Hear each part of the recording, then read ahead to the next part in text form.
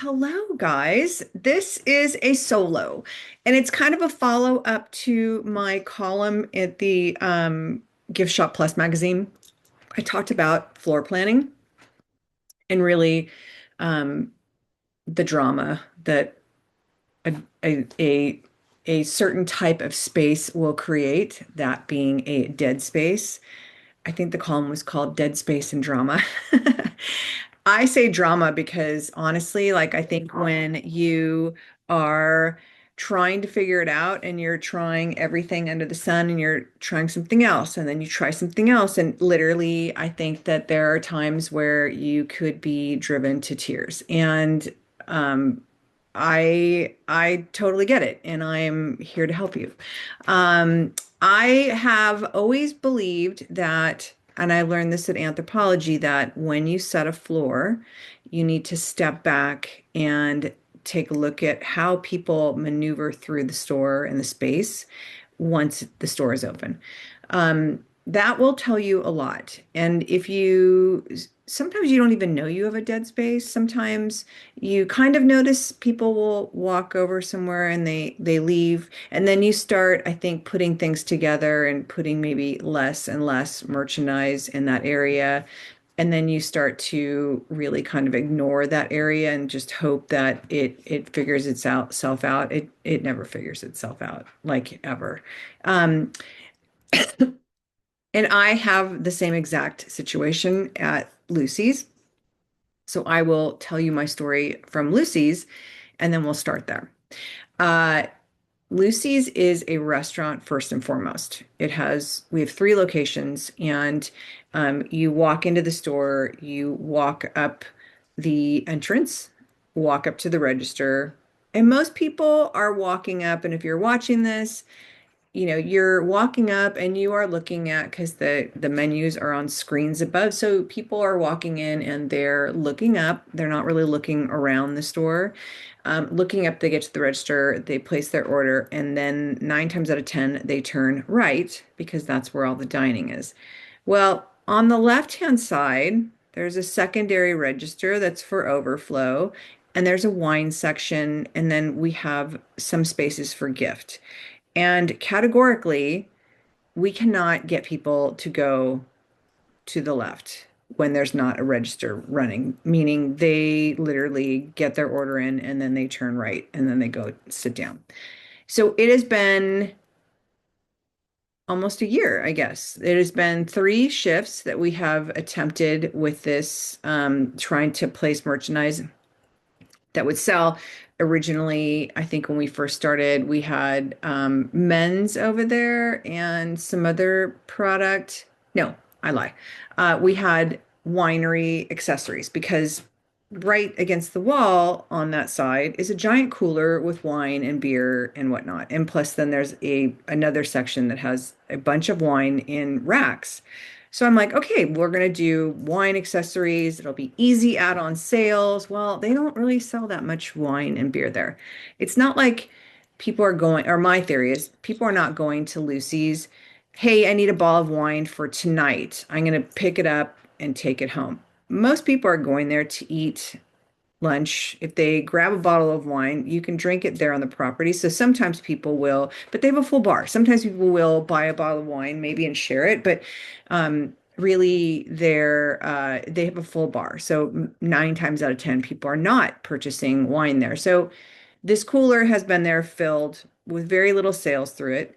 And we put a three-tier piece in there, or four-tier, I think, and it was bottle openers, it was bottle bags, it was whiskey cubes for cooling glasses, it was glass sets, it was great product, like the Patty Wax drink collection. I can't remember the name of it for the life of me. It was corksicle items, it was spoon teak, it was not spoon teak, spoon teak corksicle. No. I love how I can't remember names, but it was great brands. There was no reason why it shouldn't have sold, other than people are not turning that way. So we added some things to the front where you walk up. So picture you walk in the doors. On the left and right hand side, there are coolers for pickup sandwiches or salads, some drinks. Then there is a rack with tons of different chips. So what we did was we added two fixtures flanking these coolers as you walk in. One was regional, and then one was, I'm not quite sure what I put on the other side. So that's how we started. And regional was selling on the left-hand side, and products are selling on the right-hand side. Same thing, shopping, picking up their things, and going straight, and then going into the dining room. And then as I'm tracking sales, I'm testing what's going on that tiered fixture. And we put another group of merchandise in there, and I think it was some holiday merchandise, tabletop maybe. And again, put it in there. Let's see how it does. And same thing, there's no traffic. And, you know, I recognize what's happening. I recognize no one is turning that direction. And I recognize that, for people to go and shop that area, it really needs to be something that's going to grab people's attention, or it needs to be a product that people are going to search out. And also, to me, it cannot be a product like Jellycat or something like that because of the fact that because it's not no one shopping there. I'm afraid to kill it. So I'm not willing to risk putting that high traffic of an item where I know people are going to search out Jellycat. I'm not willing to risk it because again, like even though it's a high traffic item and even though people are going to go in and search for it, I'm still not trusting that people are going to go over there. But with the regional end cap fixture that we put there, I'm watching sales after sales, and it was like, okay, let's try regional in that tiered piece. And we place regional, and it's a mix of kids books like A is for Arizona, D is for desert, some plush from Douglas, like animals that are indicative of the Southwest. It is some, I think, cactus candy. It's an assortment of items that are different than what's on that end cap. And finally, I can say a year into it, we actually have traction on that to the point now where now I'm looking at that wine cooler and thinking it's just sitting. We're not selling wine and beer out of there.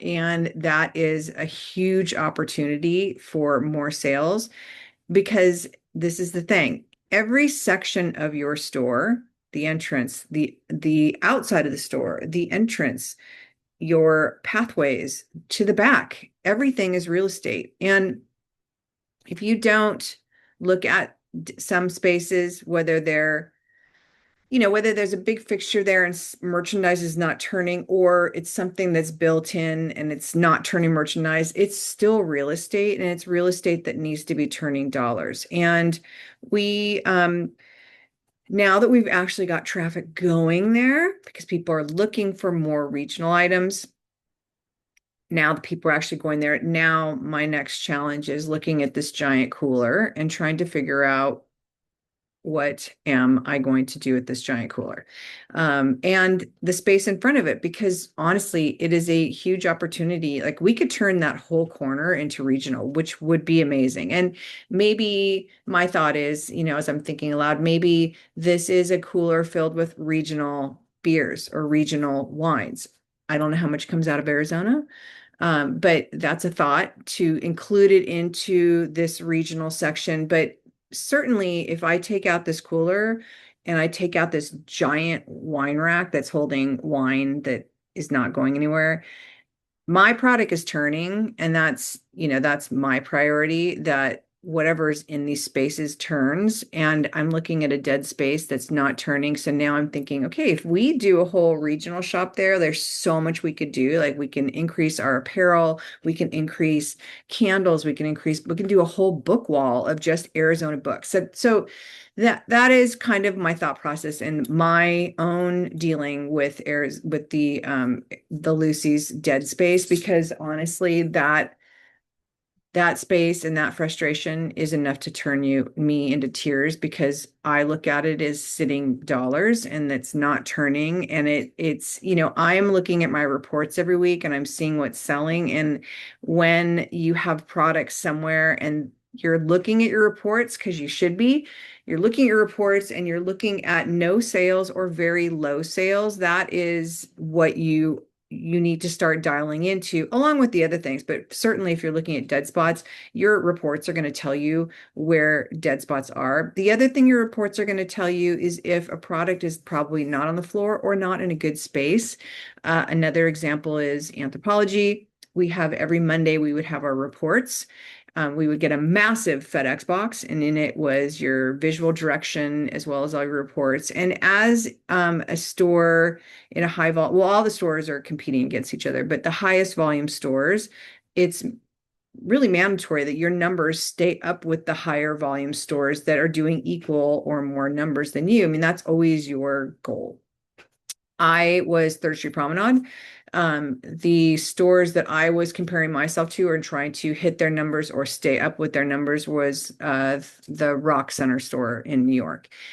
And there's items that are top sellers. I've always said you have bread and butter lines, or in Anthro's case, items, and they're called velocity items. And Anthropology has their reports broken down into departmental. So all the apparel departments, so denim, cut and sew, sweaters, sweatshirts, or leisure wear, intimates, knits, all like every single, and in each of these departments, there is a top 10 items, and those are your velocity items. And those items are always to be in the store and always need to be up within your velocity. And in your reports, you can see your items, whether it's this mug, and if that mug is up in everybody else's store, in your store, it has fallen off the radar. There's two things that have happened. Either it's in a bad place and somebody can't find it, or it is not on the floor. And for Lucy's, I don't have that problem because we don't have a back room. But often I think that you stock a store, and if your employees or yourself aren't paying attention and it sells out, and all of a sudden, if you are looking at your reports, all of a sudden you see it fall off the radar. Often check where it is on the floor, as well as check and see if it's not on the floor, check and see if it's in your back stock or down below in a counter. Because often that's what happens, is that a weekend goes by, it sells out, no one realizes it's been gone since Friday. You have your report on Monday, if you're running your reports, which you should be. It's very easy to see these items. So dead spots are part of this reporting. Back when I had first set Lucy's, I'd never set their floor before. We added a bunch of fixtures. I reset their floor and gave it more of a flow, which we'll talk about how that comes about. But reset it. We had products. Each store, I kept the concepts together. So men's was all together. If it was women's, like tabletop, we did this farm to table tabletop section. We did a kids vegetable section with all the Jellycat vegetables and books that were about kids' vegetables, and you know what I'm saying. But I did not deviate we didn't take items out of certain sections. We kept them in concept, and each store had their specific spaces. Well, when I got back, your first week, it's not always the first. You don't really see the numbers change, or you're not really noticing differences the first week. Second and third week, you start to notice. And second and third week, I'm watching items that are in the men's department that are selling at two other locations, and they're not selling at Orchard, which is the third location. And each store has a different floor plan. For the Grove, you walk up. The Grove is the roomiest store. It's yummy. There's pathways. You can go through it. And it's a direct separation of the restaurant and the gift store. Marketplace is kind of like that. They do have some seating that's near adjacent to the kids section. And then on the other side, I have men's, women's, and tabletop. And I think there's one large family style table towards the back of that gift area, and there's one table in the window. So there's a little bit of seating mixed in it. Orchard is a whole other animal. Orchard is one of the busiest stores by volume of people because they have a splash pad, there's an ice cream store in there. It's all families, it's all kids, and it's a lot of people.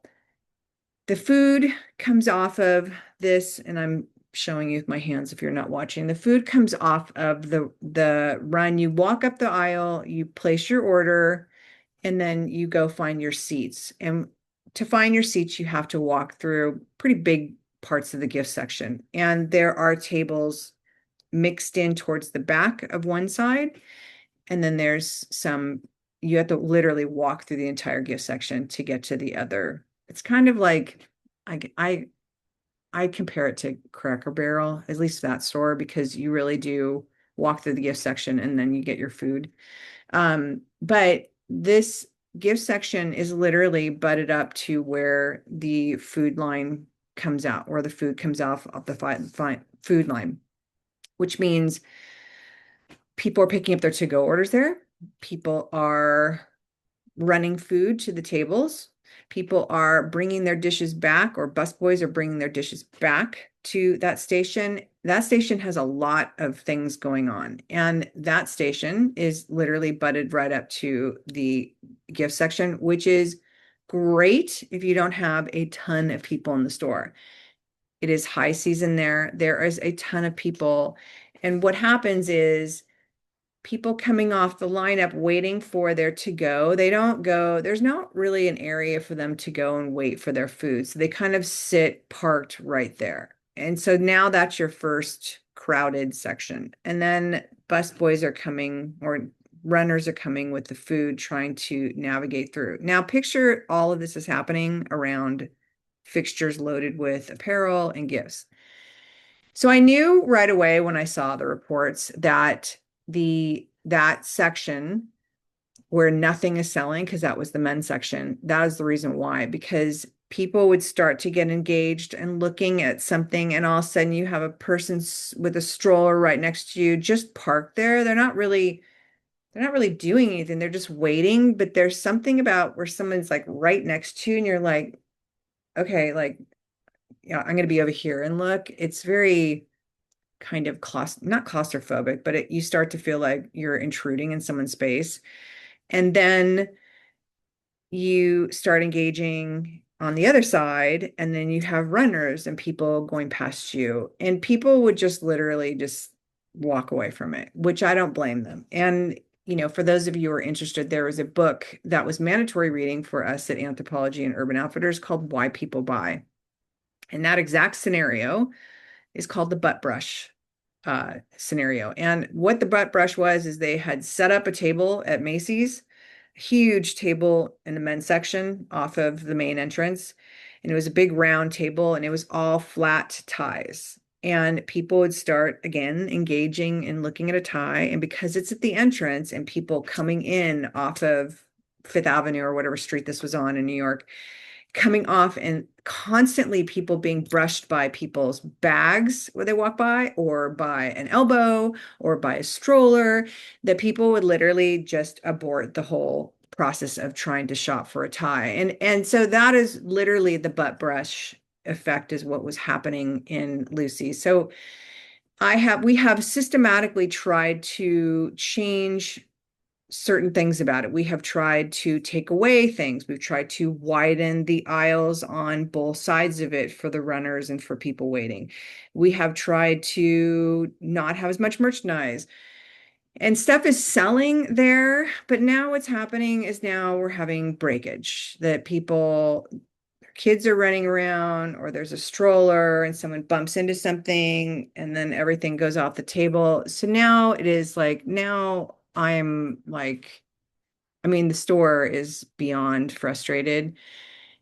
And I'm watching numbers drop, and I'm hearing about things breaking. And now I'm just like, oh my God, we have to fix this. And I'm in Oregon, they're in Arizona. So I'm having Zoom calls or FaceTime calls with Brittany, who is the merchandiser there, who's worked with me each time. And we've walked through the space, talked about where that one There's one fixture and it's a rail and a table next to it, and that has to go. And it's going to create this super weird big gap, but it's the only thing I can do. And until I get there and we can relook at the floor altogether, this is going to be the best solution. So we are taking that rail. I have to order another fixture that will house the merchandise that's there. Take the rail, move it, take the table, get rid of the table altogether, and then take all the merchandise and re-merchandise it into the men's section. And hopefully that is the end of the drama with it. But you never know. And this is the thing with floor planning, is that it is always something that is constantly in motion, because your product assortment is changing, because you want to change your floor and change product, and you have to test. You have to test, is this going to work? Take it away. Will this work instead? Take it away and try something new. It is constantly an experiment on, is this working? Is the flow working? Are we having sales off this section? Do I have an area to put this product somewhere else? Like, all of it is one big experiment. So this move is happening after Easter. You will hear this after Easter. So hopefully my next update I can let you know. But this has been an ongoing. So when I say dead spots and drama, I am not kidding you, because it has been a contention of pain for everyone. And the stores are doing amazing business, and I can just hope, as long, the thing is, if we take something away, it has to go somewhere. I can't take it away altogether, because we will lose sales. It's that product has to sell somewhere. So it's this experiment of, take it away, make it work. Is it going to work? Is it not going to work? We'll see. So this change is going to happen after Easter, because that will open up space at the front where we can set up this new section and we can kind of give everything a bit of breathing room. And if it doesn't, then we are going to be addressing it again when I go out there in a few months to take a look at, we possibly are going to have to do a bigger shift. And again, it all means, with a bigger shift and things moving, I have to make sure I have homes for all this product. I can't just say, let's take it away and just be done with it, send it to another store. That's not an option, because I'm working against numbers that I am putting projections on myself. And I'm also comparing my numbers to last year. And it's a tricky thing this year, last year, because now tariffs are built into your product prices. There's things that are showing you that you may be having bigger numbers than you did the year before, but some of it is a false read, because some of it is your tariffs, some of it is freight costs have gone up. So I interviewed Margot Copeland from Project Retail, and she doesn't build it in those prices into her products. She makes sure those are line items separately, so she can actually see how much money is an actual read of what was sold and how much she is up or down. I can still tell where we will be up or where we're going to be down from last year, and we are up double digits. And it is a place that I'm not willing to give up. So I need to make sure these products have a place on the floor, that they are placed, they're sellable, they're shoppable, and my numbers won't change from that. So this is a to be continued portion, but I just wanted to give you a little bit of background, and then we're going to start talking about floor planning and how I will tweak my floors in order to like just setting the floors, how I go about setting my floor. So hang with me, and then we'll talk about that right now. Let's get down to business with the floor planning.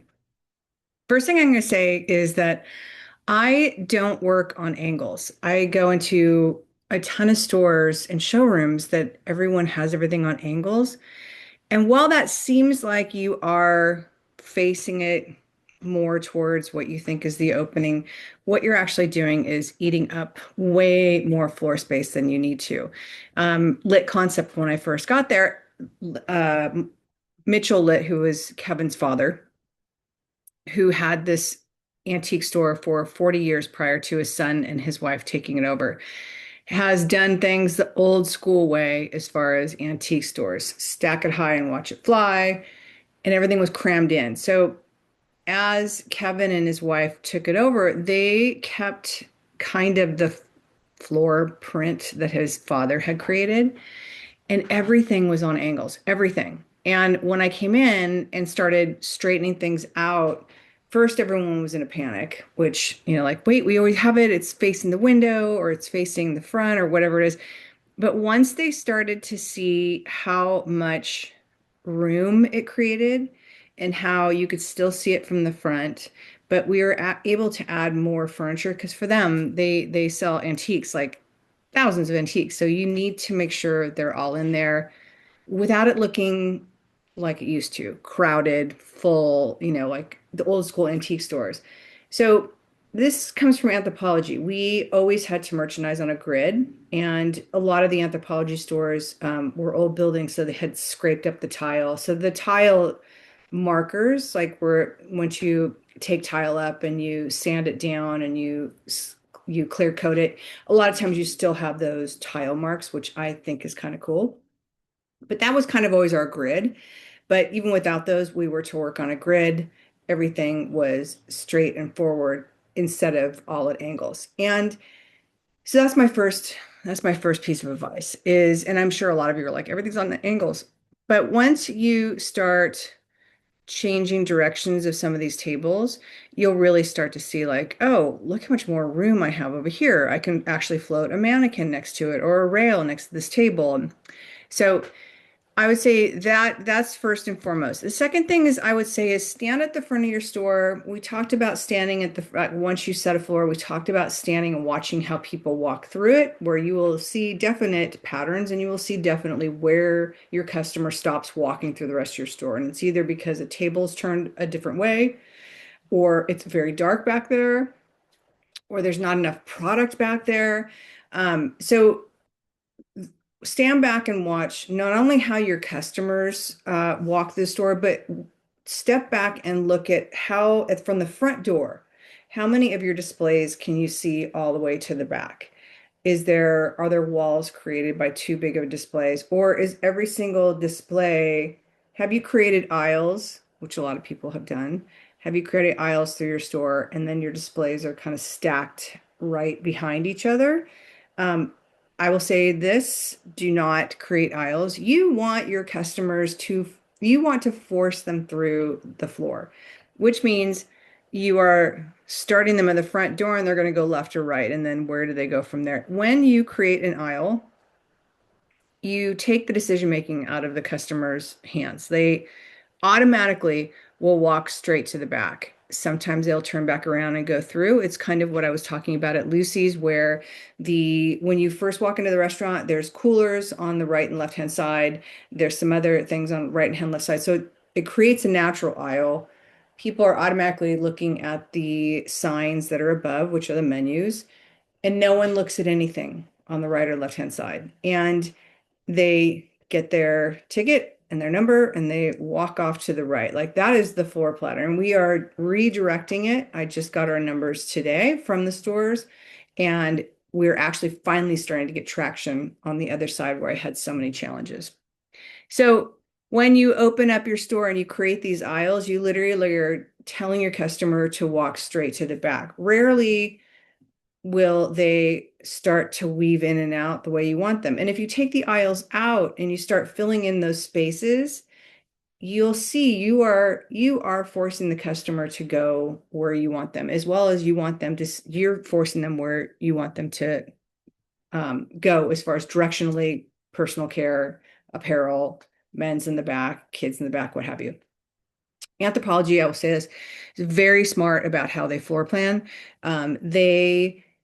It's based on public to private. So when you first walk in the front door, in the summer, it used to be mandated that you have a water element. So that was the first thing you saw. And the water element for summer was the beginning of outdoor entertaining. So often there would be the outdoor furniture, potting shed would be there, all the summer dresses, all the outdoor dining. tabletop pieces. So all the melamine, like it was such a beautiful way to walk into the store. And mind you, they switched these up. So they again they are dictating where they want you to walk. And then as you go through the store, you go into housewares where there's knobs and different wall decor. And then you continue back if it's the first floor. Then you go into dining and tabletop. And as if this is a single floor store, you go on to the bedroom area where they have bedding and pillows and whatnot. Then it goes into intimates, often kids and pets. I know it's odd transition, but kids and pets often are backed by intimates. And then you end up at the fitting room, the most private and intimate space. So they purposely set their floors and force you where they want you to go. And if you're going to a fitting room, it ensures that you are going all the way to the back automatically. You're going to see the whole store. So those are the first two things. So when you are ready to do this, stand at the front of your store, look across. Can you see every display from the front door? It doesn't even have to be the whole display. It's if you're standing there, you obviously have your opening statement, which we'll talk about in a moment. Then as you look on, you can see a dining table. And because of the way the floor is being set, I always start with a round piece, then people can go left or right. But your tables or your apparel rails are, as you're setting them, you're not having table all going in the same direction. You're going to change your direction. So one table is going to go horizontally, one is going to go vertically. And you continue to move through your floor. And where you have extra room is where often I will do a table with an apparel rail next to it. So it's kind of that lifestyle moment for Anthropologie where there's always often there is a table with a apparel rail saddled up next to it. So when you start straightening things out, you'll see where you have room. And this is where you can kind of, do you want to add another table without it becoming too much? And continue on towards the back, but always start at the front and kind of get a feel for what you can't see and what you can see. And again, you don't have to see the whole tabletop. It can be if you have a mannequin on a table, which I'm a huge fan of. I'm telling you right now, especially if you have apparel throughout the whole store, put a mannequin up on top of the table, drop a pendant light above her, or do some great installation above her. But you will see that. And that's often as you're walking in and you're looking through the store, it ensures your customers see that there's more towards the back. It's not just no man's land back there. The other is thinking in the sense of sight, sound, and scent, another Anthropologie thing of, again, what is your customer looking at? Starting off with what the most focal part, which is your table or which is a platform. Anthropologie always, it was a platform, and that's where we were able to create the quote opening statement. Often it was a cross merchandising moment of everything, apparel, women's apparel, men's apparel. If there was a found object piece of furniture we could put in there, gift, home. That was this little beautiful moment. And that's meant to be seen from the front door. And that is kind of like your calling card. Often the windows would reflect the same design, whether it be, tabletop or whether it be spring, summer, what have you. When you're walking by a store window and you're looking in, oh, that's so pretty. There's, some type of display. You walk past the front door. The opening statement also reads as your windows, and then you keep walking. Ideally, they look in and they see this beautiful opening statement, and that is meant to draw them in.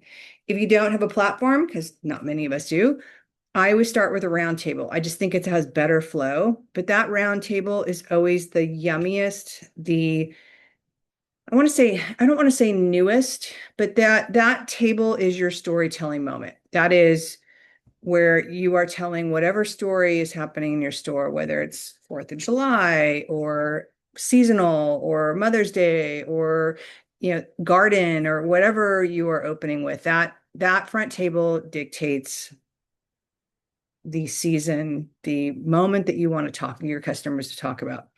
I will say this. Your opening statement is meant to change. I like to change it 2 times a month. Also, you're going to be selling off it. Nothing makes me more crazy when you have an opening statement, half of it is sold down, and somebody's just placing something to put on the table just because it looks, quote, empty. These are these are curated moments. So whatever goes there, you want to make sure that it goes with your curated section. It's not just there's an empty hole, let's just put something there. I had we had a store manager, Ken, who I adore, who was so manic in the sense of like, there's a hole, we must fill it, and he would just literally grab anything and put it on the table. And his thing was like, you never know, someone's going to buy it from the front. It's like, it's not about someone's going to buy it from the front. Same thing as your cash register. It is not meant for having everything on it, because yes, it will sell off the front table and it will absolutely sell off the counter. But your front table is this curated, yummy statement. So don't just fill it with anything. And as you go on, again, you're setting your floor. You don't think in aisles.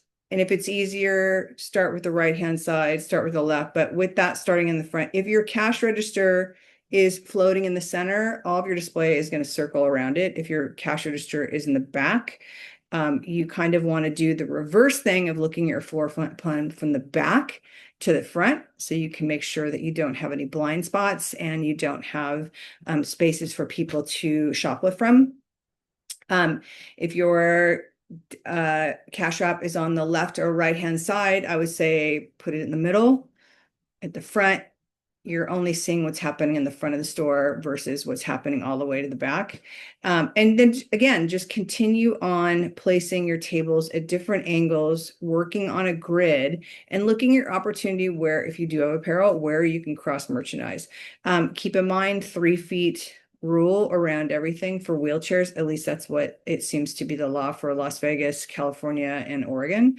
And with your walls, when you're setting your floor, I consider the walls separate than my floor display. So even in Anthropologie, well, I can't say that. So Anthropologie, when you would walk in, there was often apparel, some apparel and accessories were 9 times out of 10 at the front, so they could be watched by someone at the cash wrap.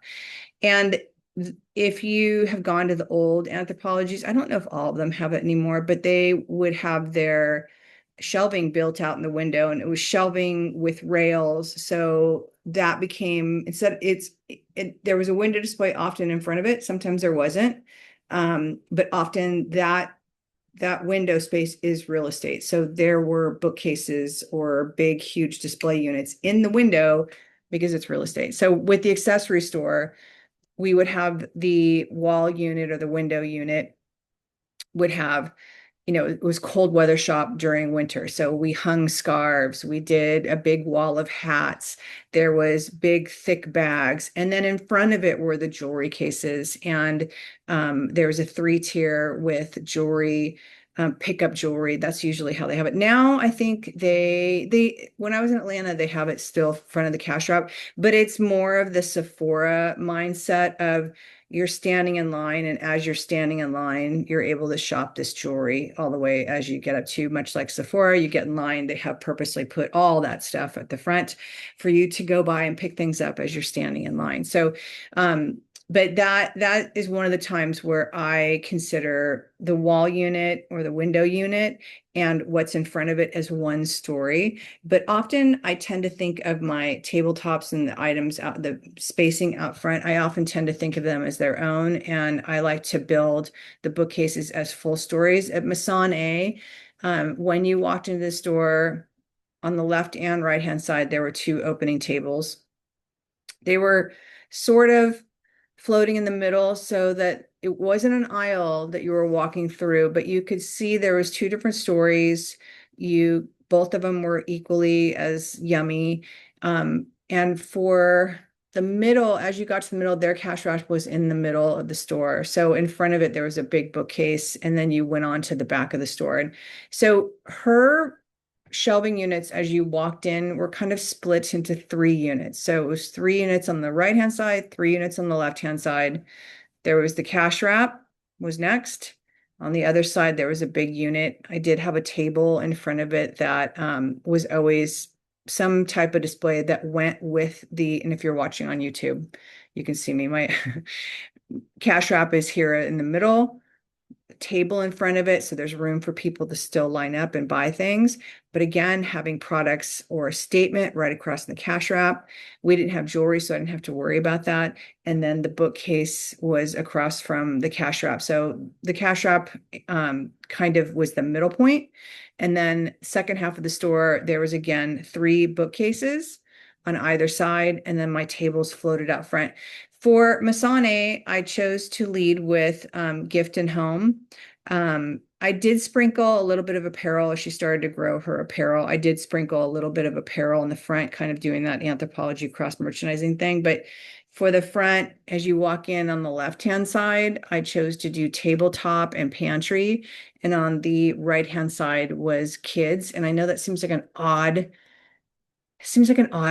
transition and flow, but because there was enough room and space in between and other things, it flowed pretty well. And I always tried to create a mommy and me that kind of married the two sections where when I could, when we had women's apparel that kind of could create a story with a kids apparel, that always was such a great transition in between the two. So you could kind of get that lifestyle feel. But for that store, those bookcases that were all together in a line, I would merchandise those all as one story. Because often, and if I can't say this all the time, like if I have room, that's how I choose to do it. If the store is so packed and every single like unit is full of totally different things, it's hard to do that. But what is more challenging is when bookcases are one next to another and there's no negative space or no, because you can do like three units next to each other and have space in between and do a tree or a mannequin. So there's a break in whatever you are merchandising there. With Masane, there was no break. So it was literally three connected wall units of shelves. And I have tried taking one set of shelving and making it one statement, one set of shelving and making another one. And unfortunately, because when your shelves are too close together, your concepts bleed into each other, and there's literally no negative space, and there's no space for your customer to see that they now are like, you're shopping and all of a sudden, oh, I guess this is men's now. I'm now in the reg. It's an odd flow. And that's only usually when bookcases or cabinets are sandwiched right next to each other. Plus, when you look at it visually, most of the time you're standing across from it, those three you want to read alike. Again, if you have space in between, you could pop a tree in, you could put a mannequin in. So there's that break, and then do another concept next to that. Same thing in between the next bookshelf. So there's ways to do that, but I often think of those bookcases, I merchandise them as one concept if I have enough product to do so. The other is as you go towards the back, I personally like the fitting rooms in the back. Again, public to private. A lot of it's a very intimate space. You're taking your clothes off in the middle of a store. So, and sometimes curtains don't close all the way. And sometimes, there's a lot of people and people are intimidated. Make it as intimate and quiet and private back there as possible for your customers. It makes them more comfortable. It has them wanting to linger there longer. It's not a rush, like I just want to get this on and off and get out of here. So make it kind of pretty back there. If you have room to do a seating section in front of it for the husbands, amazing. I have a hard time with that because that seating section is real estate. And yes, you want your customers to sit. But it's a hard one for me because honestly, like if you didn't have that table and chairs there, and people, I'm sure, park themselves there for a while. I know Lucy's we had, because I kind of took over the restaurant, like there was other seating and I started putting inventory in, and there was still two beautiful leather chairs and a table that I kept in the men's section where we started. I was like, this kind of work. It's okay. What happened was the same man and wife like to come there and have coffee there every week. And they literally would push their furniture all the way up against the fixtures of gifts, which meant no one could shop them behind them because they would sit and occupy that space for, I mean, I've heard for like 2 and 3 hours. And, if it's a busy weekend and there's you are sitting essentially in the middle of the gift shop and you've pushed your chairs all the way up against a fixture because you want to be kind of out of the walkway because you're again in the middle of the gift show or gifts if gift shop. Um, no one can shop behind those chairs. Like it just makes it so. I have a love hate with the chairs in a retail space, but if you have certainly if you have enough space, yes. If you need space and you are constantly looking for space, that is your answer. Like that table and chair could be a table or a fixture. And how much money would you turn having that be merchandise versus sitting? And yes, it keeps the husbands busy, but husbands are smart. They can walk around. Most of them go outside and wait, but that's just my 5 cents. Take it or leave it. But make the back area more intimate so somebody is trying on clothes. It's not um so like so much going on outside of it. I also again like to put the personal care towards the back as well. Yeah, also because I think when I've had personal care near pantry or kitchen, there is a weird thing of people smelling perfumey things and then turning around and looking at like pasta sauces. It's not a great flow for shopping and for sales. So I've learned to kind of again, anthropology can't really fight it because they really know what they're doing. But anthro, again, the personal care would be in the back with intimate. So it was a very quiet moment. The bedding was back there. Your intimates were back there, personal care was back there. So it was this really pretty feminine, quiet space to try things on. And so when I set floors now, often I'm kind of thinking of that. And when I set floors, also when for Lucy's, it was just random gifts. There wasn't a men's department. Kids department, I think it was probably the most developed because they have a lot of kids coming there. So I think that was probably the one department. But I really started looking at the restaurants and really started looking at like, I'm a customer, I'm coming in, I'm eating breakfast. What do I want to see first? What do I want to see when I'm standing in line? Because you bet you I have gifts going up because each store has basically a space that people line up to order their food. So I absolutely took advantage of that in a couple of the stores where I could do two bookcases next to each other at the front door at one of the locations where people are lining up.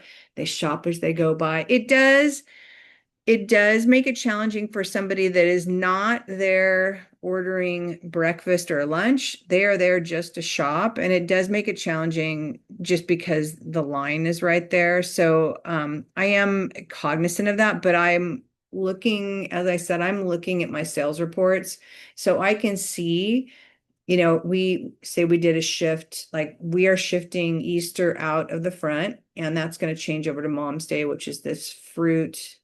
You guys saw fruits everywhere. It was like my favorite thing. So I did um, fruit hand mitts and oven mitts. I did fruit water bottles. We did the two, not two, wow, two's company. We did the mud pie, super cute fruit vases, and then I cross merchandised it with something. But the fruit to me is like this yummy farm to table Mom's Day. So that's what's going to be up front. And then I look at like so I'm like tongue-tying myself. So I'm watching when I know things are moving and where they've moved to, I'm watching the sales reports to see if two of the other stores are selling these products and this one store that's in the aisle, say that product's in the aisleway, it will start to read that it's not selling. And I know exactly why, because there's a people standing in line in front of it all day long, and no one's having a chance that if you're not standing in line and you want to buy something, it's very challenging to get in. Like, excuse me, I just want to go look at this bookcase, what's on this bookcase. So, but I watch my reports, and that's another reason why if you have reporting systems and you're not in your store today or you have multiple stores, it's a really good way to see what is selling and what is not. And if you know your floor plan, it will give you the clues. So again, for me, with the men's move that we're making next week, because of the space that comes off of this kitchen, it's where everyone stops. It is a huge clusterfuck of people, and I can see nothing on the tables that are right there is selling. So we're moving it out, and it's going to be this big open space, which is most likely going to make me crazy, but it has to be done because stuff is not being shopped. Things are being broken because there's not enough room. People are trying to get by each other. And I created that cluster. So, but it's the only way you're going to know these things is if you test them. And we still like during the holidays, everything sells no matter where it is. So we did sell off it, but by far and large, come like the crazy season that they're in right now, with the amount of tourists that are there, it's insane. So I'm going to take that. We're taking that away next week. I'll be watching the sales to see where that product went because all that product that's leaving has to find a new home. In its new home, I'll be watching to see if they're selling, and I'm willing to bet that it's for sure going to sell. So that is my lowdown on floor setting. It's hard to do this conversation when if you're in a car and you're listening or you're walking and listening. If you're watching on YouTube, you have all the hand movements, but it's hard to talk about. I like to do it in front of audiences where I can, show people photos or images of what I'm talking about. But you get the idea. Don't put things on angles. Start straightening things up. Trust me, you will be blown away how much space you create. Stand at the front, look back, look at where, make sure you can see something of like all the way to the back. Make sure you can see at least a part of your display. There's two reasons. One is for shoplifting, but the other is just to make sure your customers can see like there is more back there.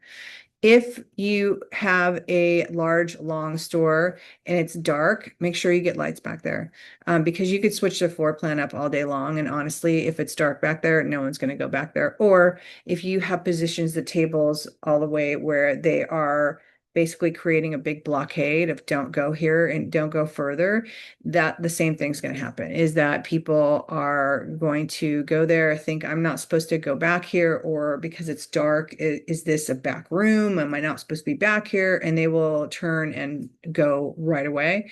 So those are things to look for. If you have the room, think intimate, think public to private, especially if you have fitting rooms, think about that and creating that. But either whatever way you are setting the floor. So think about how you want your customers and how they shop for their day. Are they, can you cross merchandise your apparel with your tabletop and show aprons with tabletop and with a cute, beautiful dress that may be sold in the back?